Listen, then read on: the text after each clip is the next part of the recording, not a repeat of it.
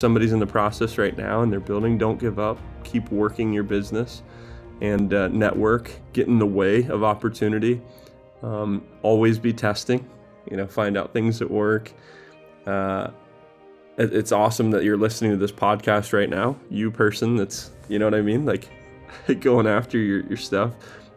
Information will change your life. And the reality is you can do it, whatever your business is. I'm a firm believer in that. The Tom Screen podcast is owned and made possible by Ethical Marketing Service. If your business is struggling with Google or Facebook ads, maybe you're frustrated figuring it out, or there's a performance issue, Ethical Marketing Service has worked on hundreds of accounts and we can help in this area. We offer a 30-day money-back guarantee, and for every direct account we look after, we sponsor a child in a developing nation with food, water and education. If you would like to find out if we can help, it's a free, no salesy consultation call, and the link is in the description. Enjoy the episode.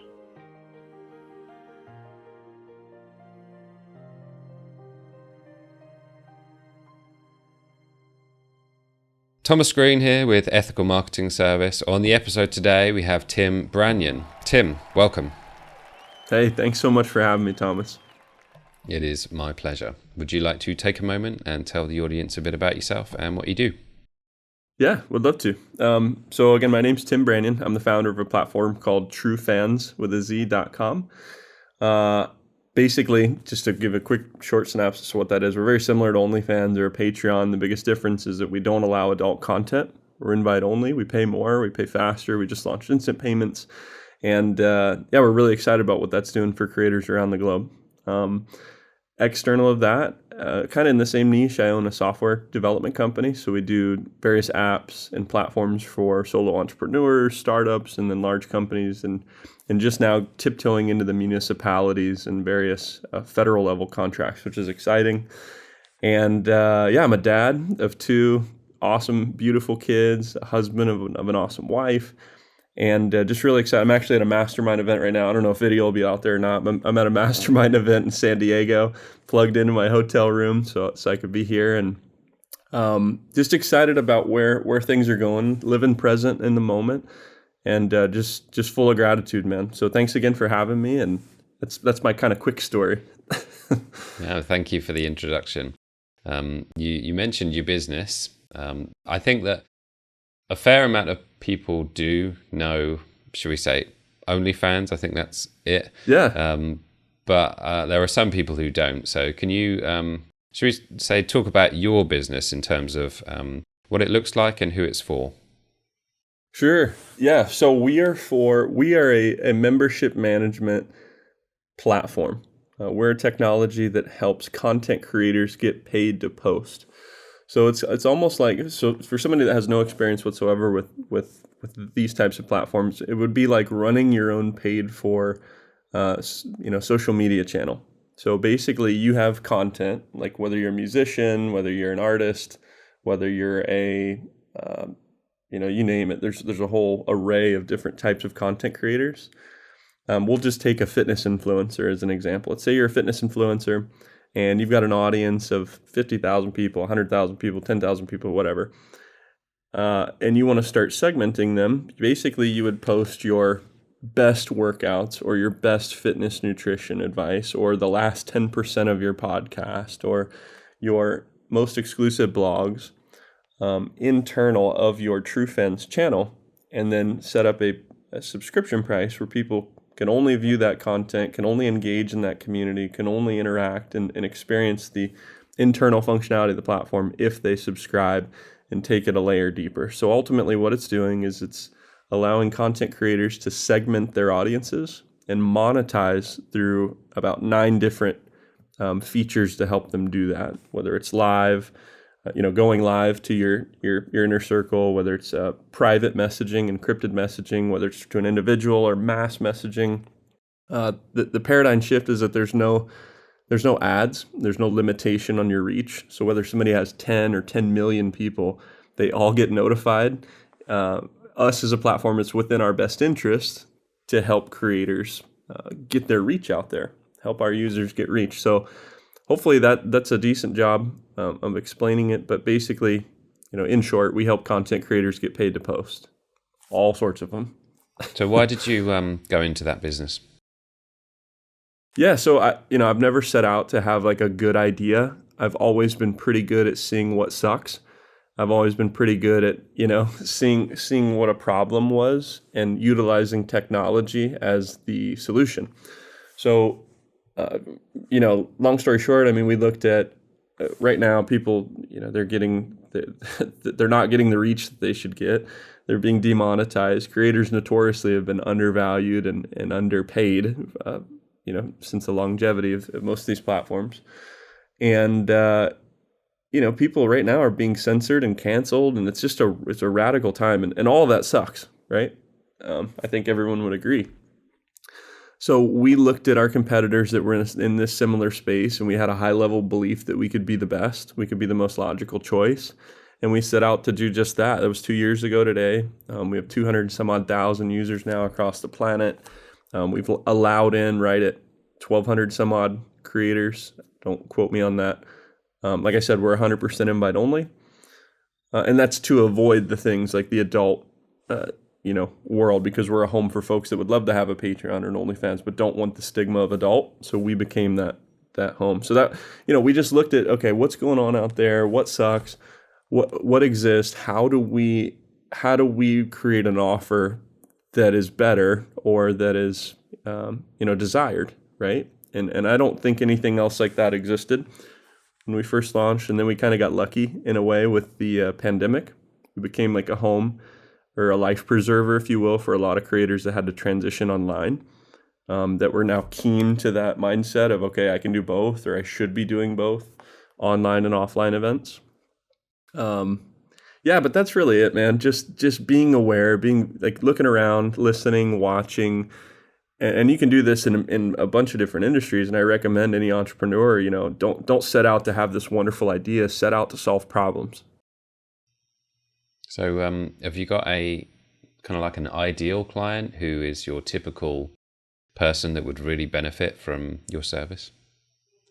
Yeah, my ideal client is someone that has experienced the pain of the platform they're wanting to build. So some app, software, somebody that's real world, seeing, feeling, experiencing, or knows about the solution that they want to provide. There's no uncertainty, right? It's this will do this. I know it because I'm living it. I know it because I'm seeing it.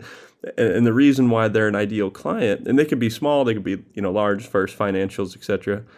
The reason why they're ideal is because they don't lack any direction. We can help them extract a prototype. We can help them draw up the idea and get a measurable quote, and they're excited because they know the results of what they've got.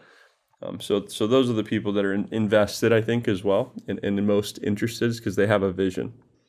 And how did you go about the tech side of this business? How did you sort of have a solution for that? Because I think most people have a good idea, but their ability to implement is the thing which stops them. So how did you go about that?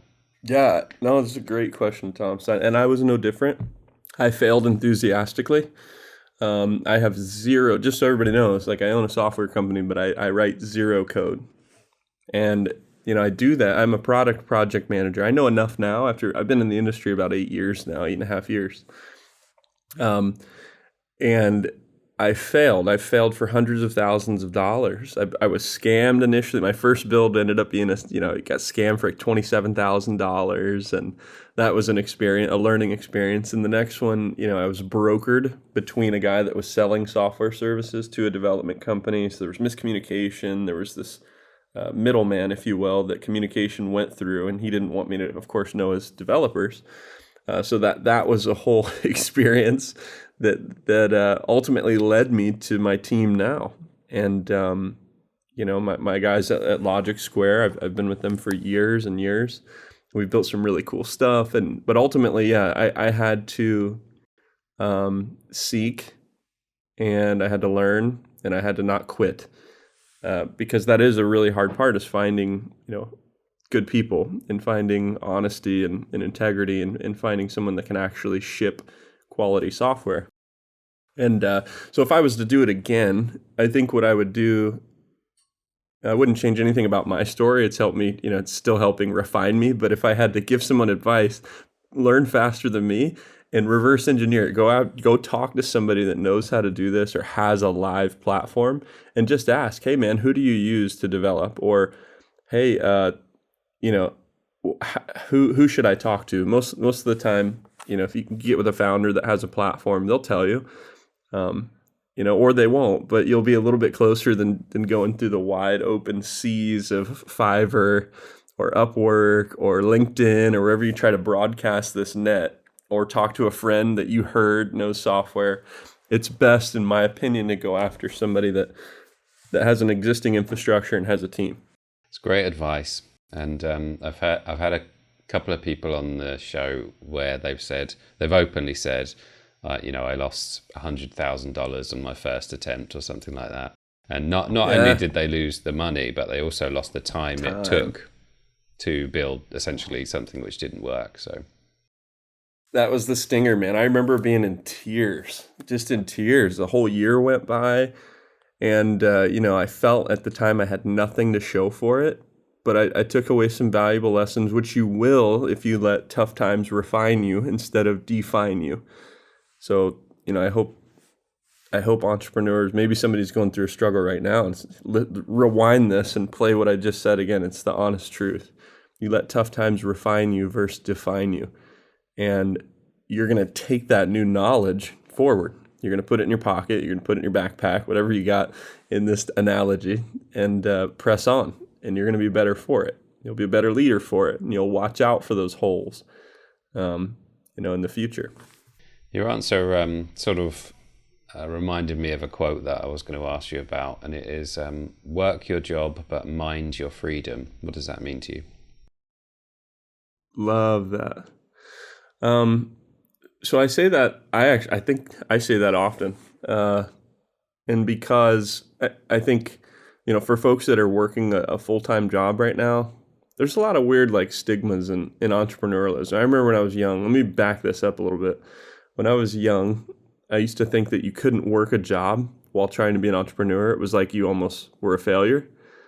And I think that the job or your income is going to add fuel to what you're doing and maybe speed it up or add some comfort in your life so you can think a little bit more as you're in the weeds of developing something, or as you're in the weeds of, I've got a wife and kids.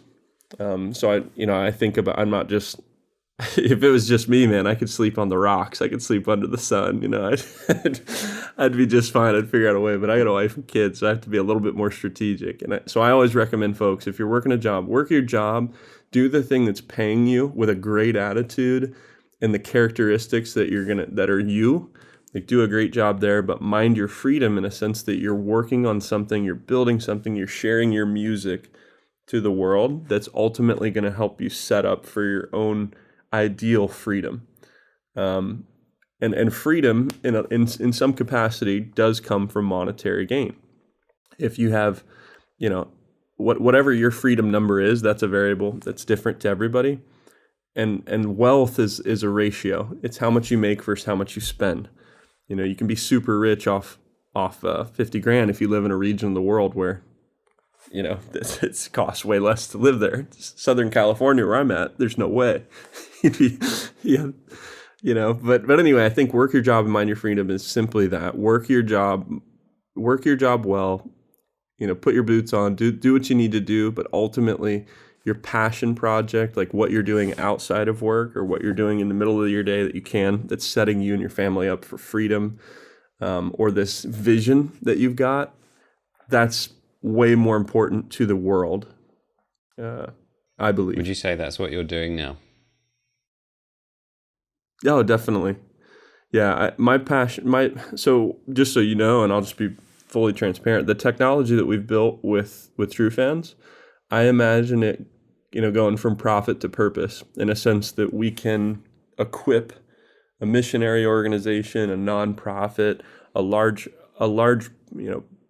group that already has, people going out and doing projects in the world and changing the way that they not only collect income globally, but how their supporters see the results of their income shared. Does that make sense? They're donations. It's an interactive kind of donations platform that I'm imagining. And so if my voice echoes out there to somebody that's got homies that are nonprofits or organizations, I would love to get in touch and just give them a demo of what we've got and why I think it'll revolutionize how income's generated and how impact is made through nonprofit organizations. So is it one of your goals that you're looking to, should we say, go in it 100% of the time, or are you just not thinking about that right now? I'm just throwing it out there. I mean, I can see it. I know it's going to happen. It's just a matter of time.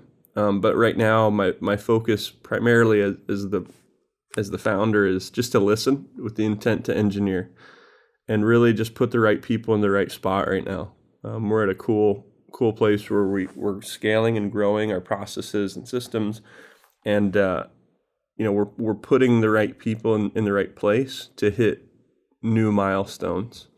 And those new milestones, I think, are going to increase the likelihood of us getting in touch with the right people as well. Well, congratulations on building something and, taking your time as well, because I think with some tech startups, they're like, how quickly can we get this up and running? And, we've got a burn rate. And if you've got that sort of, I don't know, it's like a well-being thing almost, where you're like, okay, let's just get it right.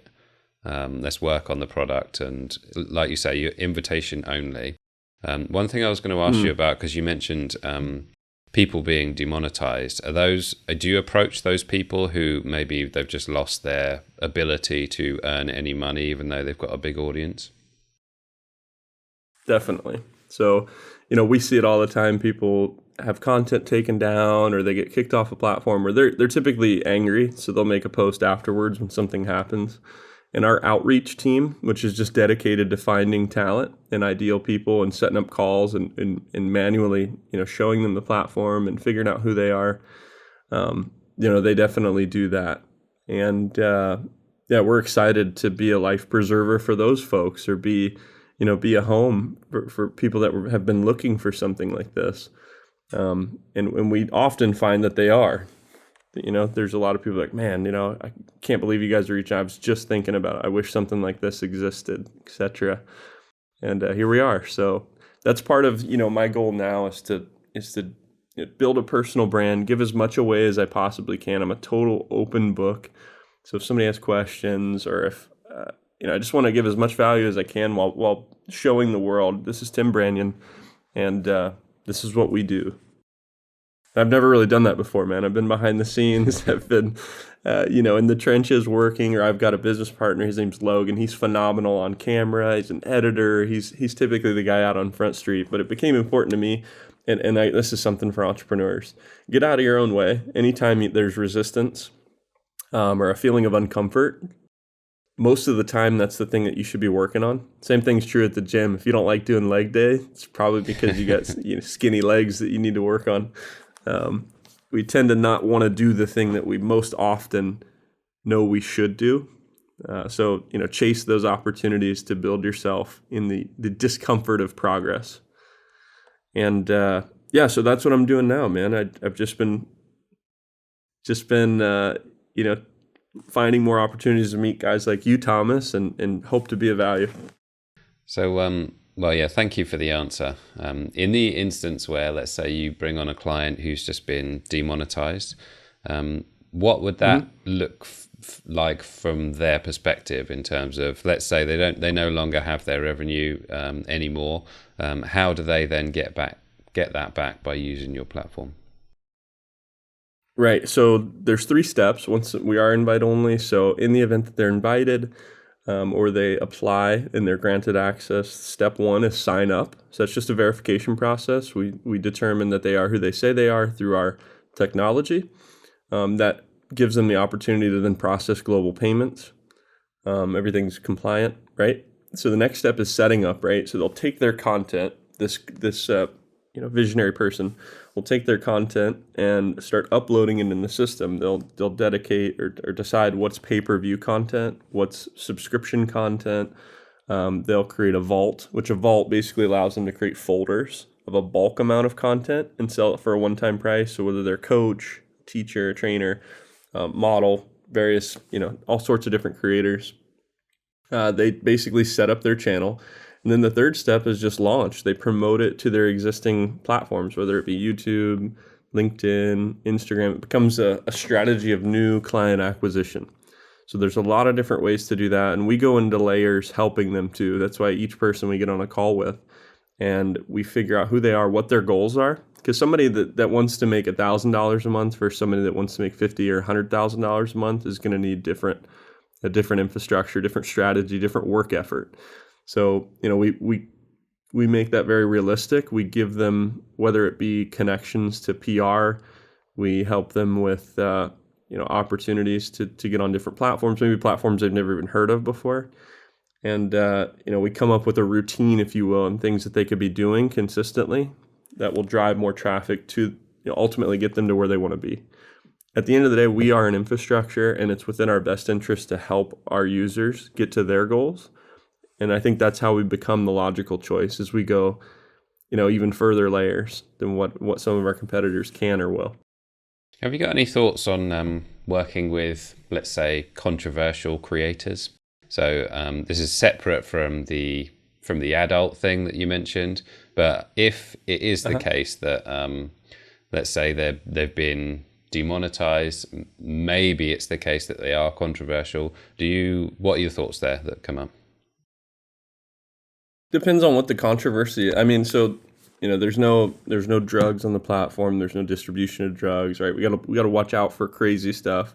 And we've got some AI in place, but like terrorism, some of the crazy stuff, of course. But if somebody is controversial in like a political sense, you're more than welcome to come here. Like I am a firm believer in freedom of speech, freedom of dialogue. I feel like we go backwards if we can't communicate with one another, even if we're passionate about our ideas. Ideas are made to be edited. They're made to be dissected and picked apart. If you like apples and I like oranges, and we can't talk about that, we lose as human beings. We lose progression. We lose, and I don't know when it happened or if it's happening, but it seems like a lot of folks aren't able to have tough talks. And I grew up in a home where that's just what we did. Nothing was really an off-limits topic. We didn't sweep things under the rug. We didn't, pretend like there wasn't an elephant in the room. We hashed it out. And sometimes, you could leave that conversation and still disagree. But there was a level of mutual respect. And, never once in my life until really 2022 have I experienced just being shut down or eliminated due to a perspective or an idea. That's new for I think all of us. And I don't like it, won't ever stand for it. And I would encourage other people not to as well. That's where I'm at. Interesting. So you're opposed to the cancellation approach, and would you say it's the driver for why the business exists? Progression. Yeah, it is. I mean, we want people to be able to express themselves. We want people to express their ideas. We want people to be able to congregate a group and have discussions with their own group and be able to talk with them. I think that's an okay thing.